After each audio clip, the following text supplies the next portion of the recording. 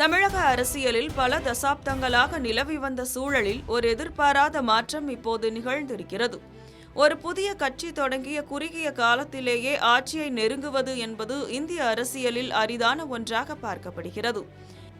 எம்ஜிஆர் மற்றும் என்டிஆர் போன்ற தலைவர்கள் நிகழ்த்திய அந்த அரசியல் பயணத்தை இப்போது விஜய் தனது முதல் தேர்தலிலேயே எட்டியிருக்கிறார்.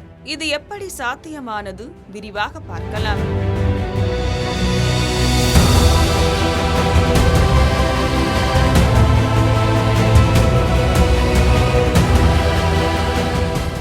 இந்திய அரசியல் வரலாற்றில் ஒரு புதிய கட்சி தொடங்கி குறுகிய காலத்திலேயே மக்களின் பேராதரவை பெற்று ஆட்சியை பிடிப்பது என்பது மிகப்பெரிய சாதனையாக கருதப்படுகிறது.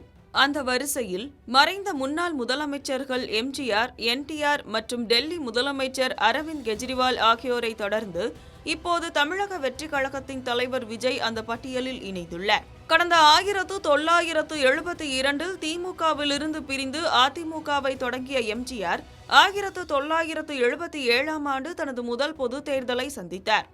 அந்த தேர்தலில் அதிமுக 130 தொகுதிகளில் வெற்றி பெற்று தனிப்பெரும்பான்மையுடன் ஆட்சி அமைத்தது.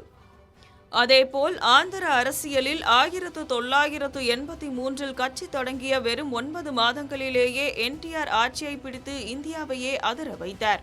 சமீபத்தில் 2012 தொடங்கப்பட்ட அரவிந்த் கெஜ்ரிவாலின் ஆம் ஆத்மி கட்சி 2013 டெல்லி சட்டமன்ற தேர்தலில் 28 இடங்களில் வென்று மற்ற கட்சிகளின் ஆதரவுடன் முதல் தேர்தலிலேயே ஆட்சி அமைத்தது. இப்போது இந்த வெற்றியாளர்கள் பட்டியலில் 4வது இடத்தை பிடித்துள்ளார் விஜய். கடந்த 2024 ஆண்டு கட்சி தொடங்கி 2 ஆண்டுகளில் தனது முதல் சட்டமன்ற தேர்தலை சந்தித்த அவர் தமிழகத்தின் நீண்டகால அரசியல் சூழலில் ஒரு மாற்றத்தை ஏற்படுத்தி 108 தொகுதிகளில் வெற்றி பெற்று தனி பெரும் கட்சியாக உருவெடுத்துள்ளது தமிழக வெற்றி கழகம்.